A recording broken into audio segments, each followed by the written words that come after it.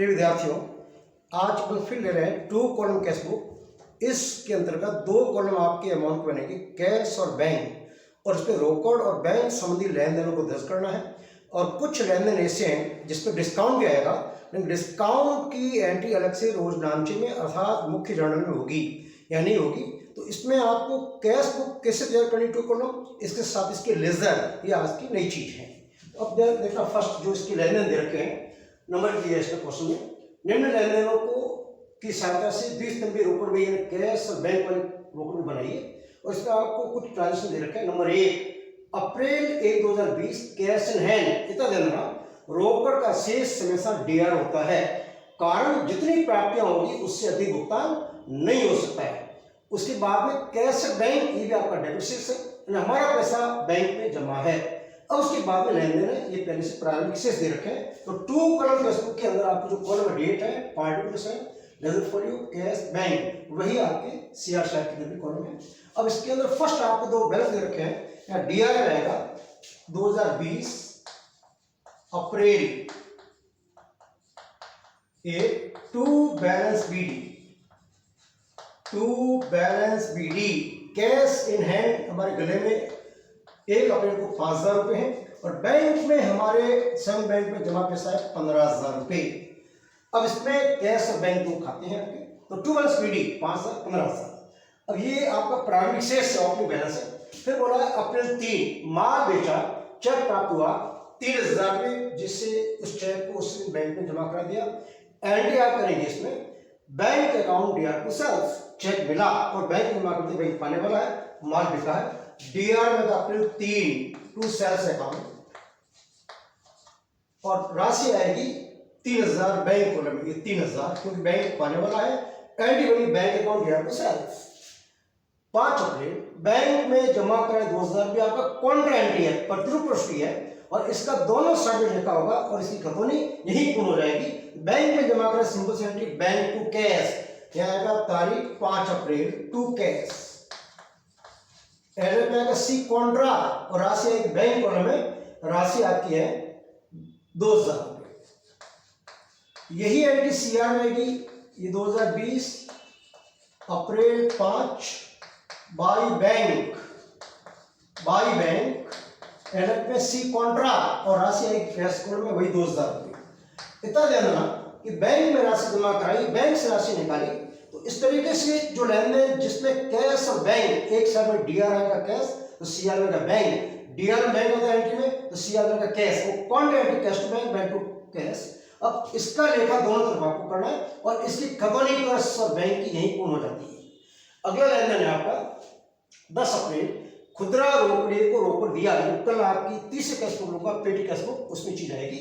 खुदरा रोकड़िए पेटी कैशियर, लघु रोकड़िया, इसमें क्या होता है, जो बड़े लेन देन होता है वो मुख्य रोकड़े के पास वो हिसाब किताब रखेगा, अकाउंटिंग करेगा कैश की, बैंक की। लेकिन जो लघु रोकड़िया होगा, छोटे छोटे खर्चों को चुकाने की प्रक्रिया वो संपन्न करेगा, जिससे मुख्य रोकड़िए काम हल्का हो जाएगा।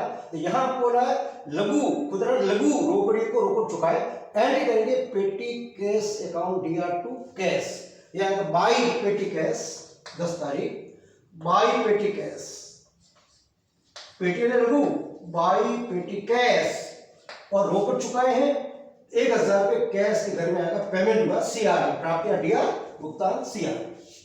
अगला लेन देन 13 तारीख माल होते बेचा कैश टू सेल्स, डीआर में 13 अप्रैल टू सेल्स अकाउंट, और राशि आएगी कैश कॉलम में 4000 रुपये, रोकड़ माल बेचा है, कैश प्राप्त हुआ है डेबिट में 4000।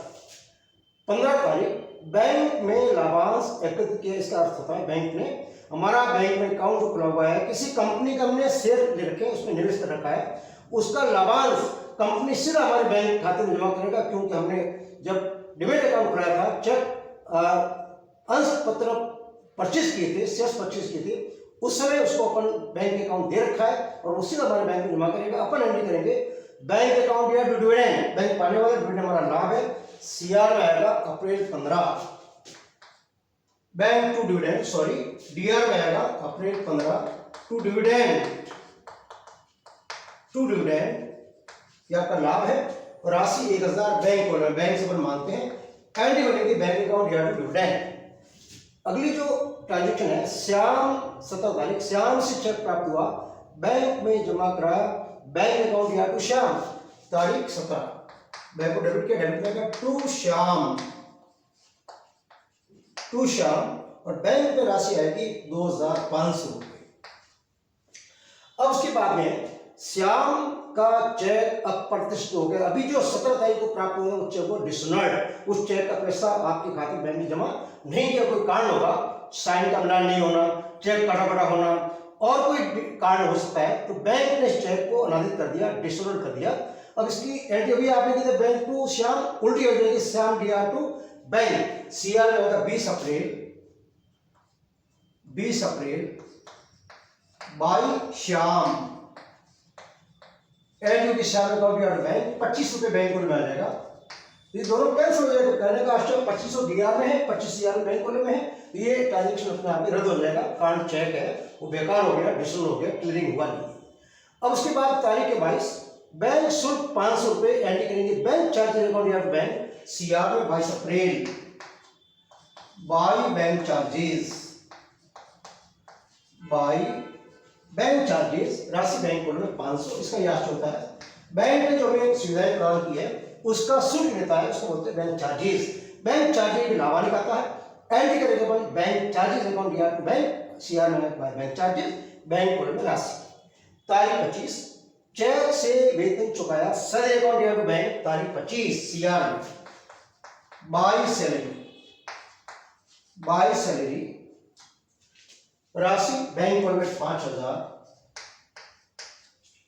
अब उसके बाद में है 27 तारीख, यह ध्यान रखना दो ट्रांजेक्शन बारे में, विमल को भुगतान किया हमने और उससे हमको बट्टा प्राप्त हुआ और 900 रुपये इसको चुकाए हैं, 100 बट्टा मिला। अब ध्यान रखना इस डिस्काउंट का रेखा आपको यहाँ नहीं करना है, इसका अलग से जर्नल प्रॉपर के अंदर एंट्री करेंगे, एंट्री करके मैं आपको समझा रहा हूँ। तो फर्स्ट आपको 900 रुपये जो हमने चुकाए हैं तो एंट्री पूरी होगी, इसमें विमल को चुकाए हैं, विमल डीआर टू कैश और टू डिस्काउंट, अब to cash to discount by Vimal 27 तारीख बाय विमल पेमेंट हुआ है, हम चुका रहे हैं, 900 रुपये आएगा कैश के घर में, नकद चुकाए हैं, तो यहाँ बोले विमल को भुगतान करने पर बट्टा मिला है, लेकिन 900 रुपये हैं वो हमने उसको चुकाए हैं।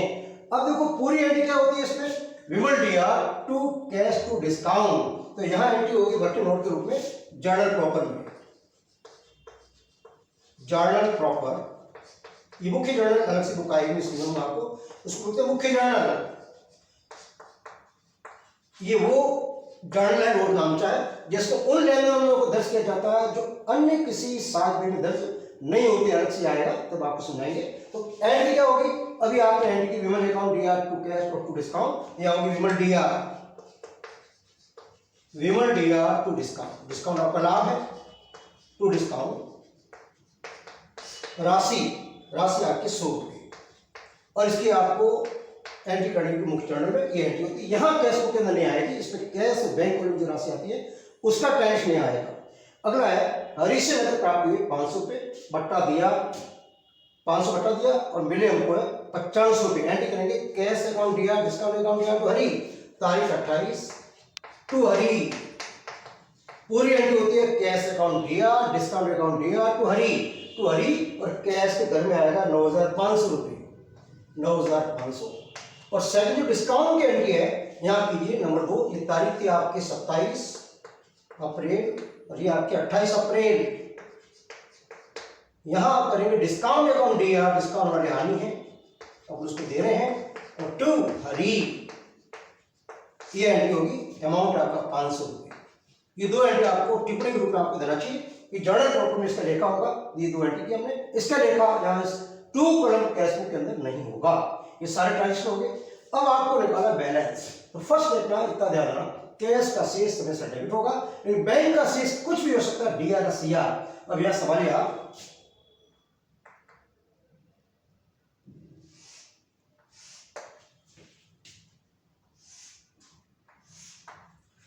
कैश के 5 और 9, 9 5 14, 14,500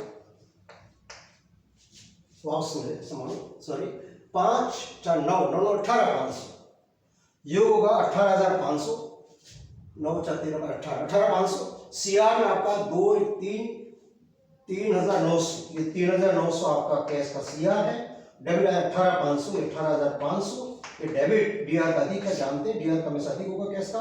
0 0 15 के 6 7 के 4 और 1 0 0 15 1 4 5 3 8 14,600 यहाँ आएगा 30 अप्रैल महीने के अंतिम तारीख। बाई बैलेंस शीट कैश के घर में आएगा 14,600। अब आप संभालिए बैंक के बारे में, बैंक का सिर्फ कुछ भी हो सकता है, फिर आप संभालिए। डीआर जो आपका ज्यादा लग रहा है, ये 15 3 18 तो 20 21 तो 23,500, ये 23,500 डेबिट का ज्यादा है। फिर एक बार संभाल दो, ये 3500 2 3 4 5 3 8 8 15 23 और 500 23,500, ये डेबिट है 23,500। ये डीआर ये बैंक का है और सीआर में आपका है इसमें 2503 5 8 8,000 आप यहाँ घटाइए 0 0 5 फिर 5 1 5 8 13 1 15,500। बैलेंस शीट आएगा कैश बैंक देगा 15,500, इसका योग हो जाएगा 18,500 23,500।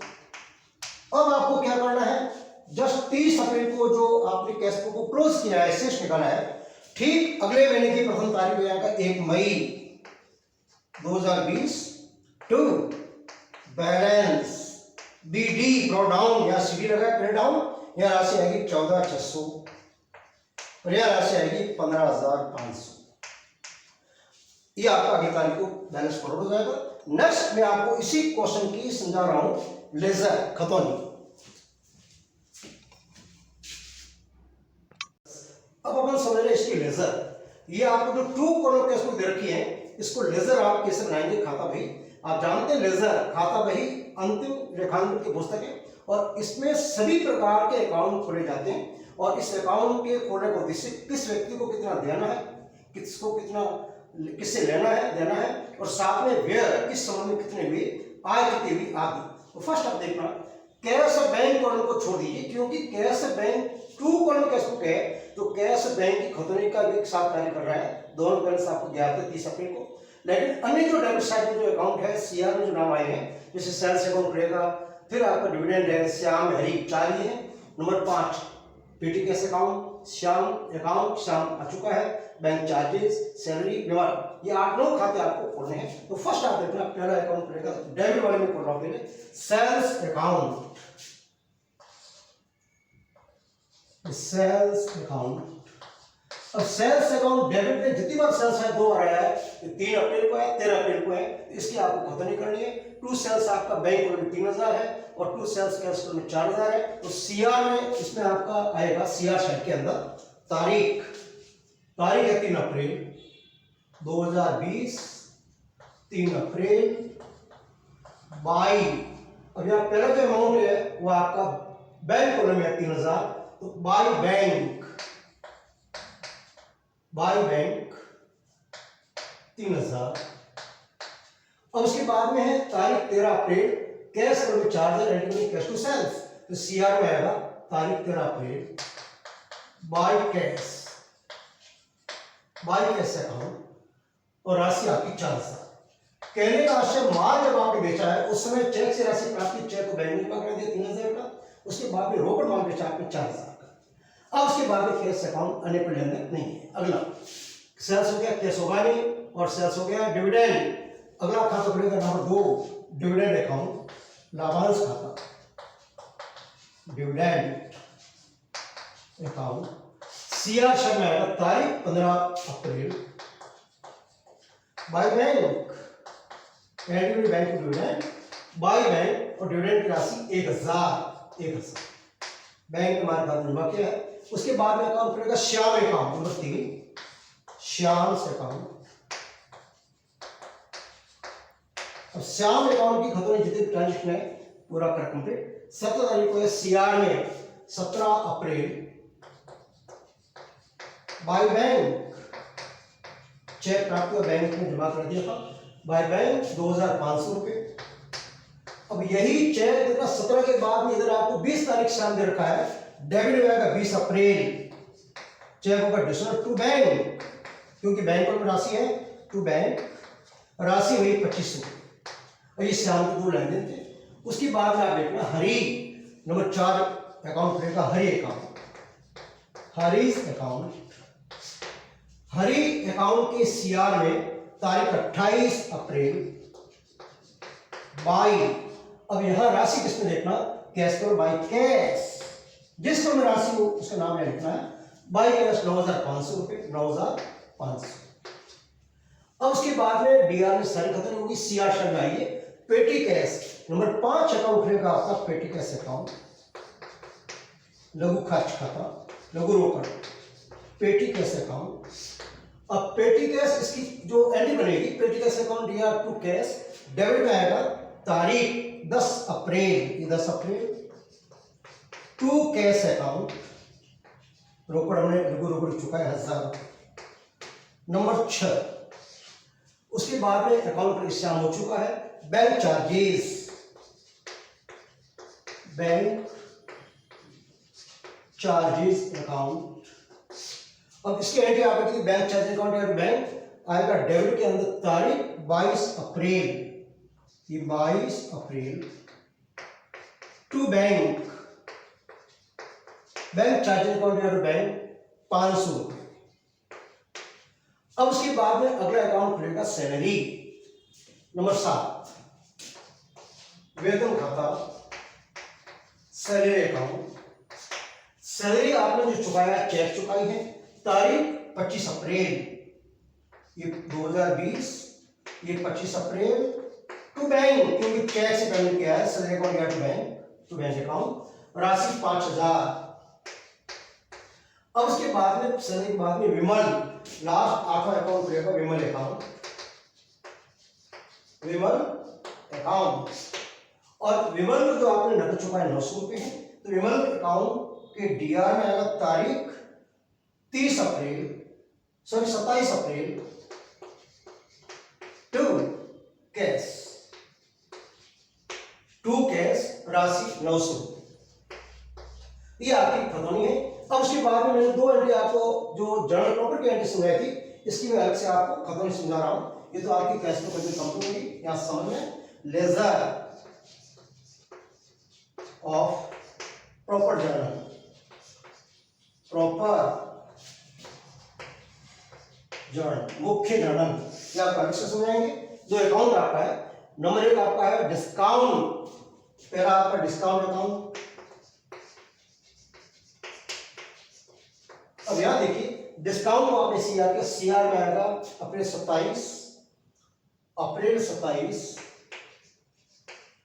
बाई विमल, राशि 100। उसके बाद में अकाउंट रहेगा डिस्काउंट के बाद सेकंड, ये डिस्काउंट आपका ये रिशेबल है, ये डिस्काउंट रिशेबल, प्राप्य बट्टा।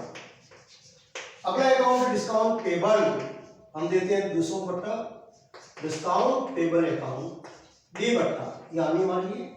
और डिस्काउंट अकाउंट के डेबिट में आएगा 28 अप्रैल, 28 अप्रैल, 28 अप्रैल, और टू हरी, राशि 500। अब हालांकि इसकी खतौनी इसमें आपके हरी और विमल में आएगी, लेकिन मैंने आपको टू कॉलम केस को समझाई है। और यह आपका सेकंड 2 खाते पर डिस्काउंट अलग से अकाउंट पढ़ने जर्नल प्रॉपर के अंदर कहा क्लोज नाम से। नेक्स्ट अगले वीडियो पढ़ेंगे। धन्यवाद।